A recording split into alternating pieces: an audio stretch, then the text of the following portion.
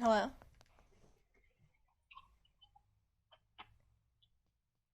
Hello, this is Rodeo Hansen. Is this Ricky?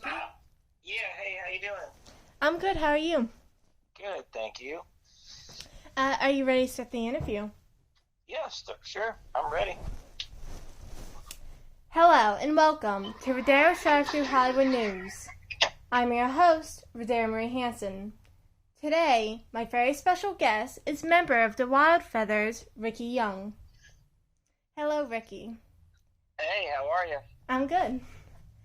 Thanks for making the time Fantastic. before the Wild Feathers show tonight to visit the drive-thru. No problem. Well, it gives me something to do rather than sitting around all day waiting to play. Well, the Wild Feathers are currently on tour with Blackberry Smoke and the Almond Betts Band. For those new to the Wild Feathers, how did the band get its name, and how would you describe its music? Um, Finding a band name is always the worst part. We just threw around a bunch of names for a while, and that was what we landed on that we hated the least. Mm-hmm. So it stuck.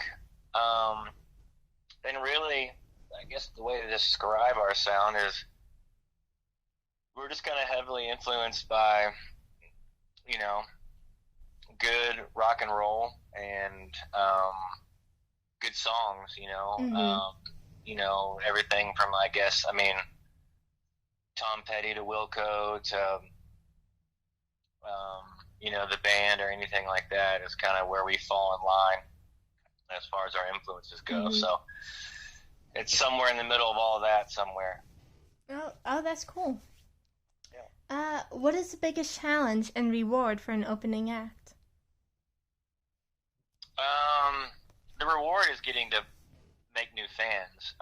When we do our headlining tours, we're playing to, the majority of the people in the audience already Mm-hmm. know us, which is fun and great. But it's always great to make new fans, so your crowds can grow when you come back and play, yourself as a headliner in that town. So that's exactly why we took this opportunity with Blackberry Smoke, is because their fans are great music fans, and musically we're in the same lane as they are. So, and it's been very successful. We've been having a good time.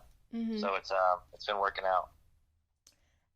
As a live act in the era of COVID-19, what changes have you seen for live entertainment events? I guess really it's just the different protocol from town to town. Mm-hmm.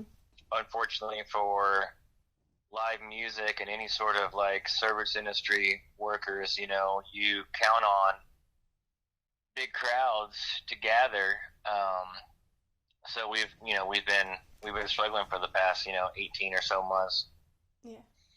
But everyone on this tour, and everyone that we know that's out touring is taking it very seriously, and taking all the precautions and all that. So it's been a success.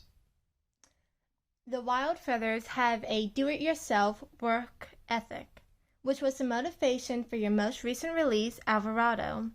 How did the album come about? We we have always rented cabins outside of Nashville or in Alabama or something like that, and just to get away from town and distractions, and Mm-hmm. wrote and demoed songs, um, and then we'd take them into like a big studio, and then it turned into an actual Wild Feathers record. Well, we decided this time, after listening to a bunch of old demos that we did ourselves in cabins over the years, we decided, why don't we try taking that approach instead, and instead of going into a studio, taking the studio to a cabin in the middle of nowhere, um, which is what we did, and we had the time of our lives. We recorded 14 songs, and produced it ourselves, and it turned out great. It sounds more like the Wild Feathers than I think anything we've ever done. So we're really proud of it. Oh, that's really awesome. Yeah. When did you first become interested in becoming a musician? Pretty early for me. as a small kid, I just loved music, especially rock and roll and like top 40 radio type stuff. Mm-hmm. But really, I guess early high school is when me and my friends started plucking around on guitars and putting bands together and hanging out and doing that kind of stuff. And I'm the only one that really kind of stuck with it because I kind of learned early on, thankfully, that it was a passion of mine that I wanted to pursue and make a career out of. So I was very fortunate to get an early start and know what I wanted to do. What advice do you have for a young person who aspires to become a professional musician and or work in the entertainment industry? Be patient, work Mm-hmm. hard, be determined. I would say you got to be painfully optimistic, and you're gonna have highs and you're gonna have extreme lows.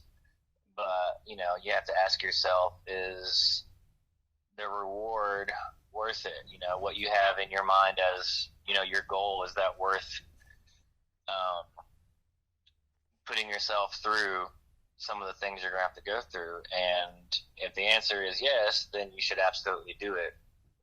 For us, it's no question about it. This is what we're going to do, and we've been doing it for 10 years now. I have no plan of stopping. So, but it's mentally tough. It's hard on Mm-hmm. the musicians. It's hard on their families, but it is enjoying making a living, doing what you love is what it's all about for us. Yeah.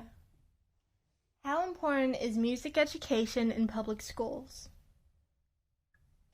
I think it's very important. You don't necessarily have to have a music education to play rock and roll or anything. I mean, I didn't grow up, with a proper music education, but I definitely think it's Mm-hmm. important for kids to learn how to play music. I mean, it's from an educational standpoint, it teaches you a lot about a lot of things, not just the notes you're playing on a piece of paper. Like any other skill, you can apply that to your life later on, or it's just fun. So I mean, I highly support music in the school programs and all that. I mean, I can't believe some schools don't have it. It's just Mm-hmm. heartbreaking. Yeah. Tonight you're in Reading, PA. Have you ever had a chance to see any of the city, and what is your favorite thing about Reading? Well, we just got here about an hour ago, and we're about to sound check. So no, I haven't seen anything except for the parking lot where the bus is parked. Yeah. But that's kind of usually how it goes. A lot of people have this idea that you get to tour the country and see all these great places, and sometimes we do, but most of the time you're in a parking lot sitting in your bus or van or dressing room, and then when the show's over, everything gets packed up and you head to the next town. So it's really a lot of looking out windows and being on stage and just sitting around. But I've had worse jobs, so it's we still really enjoy it, so we're not complaining.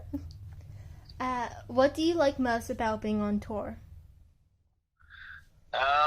The time on stage. It's the saying goes that they don't pay you to play, they pay you to travel. So the playing is the fun part. And we all get along great. We have a blast together. So the camaraderie and the team kind of spirit about us is really fun. So we really enjoy it. Like I said, we've been doing it for just about over 10 years. Oh.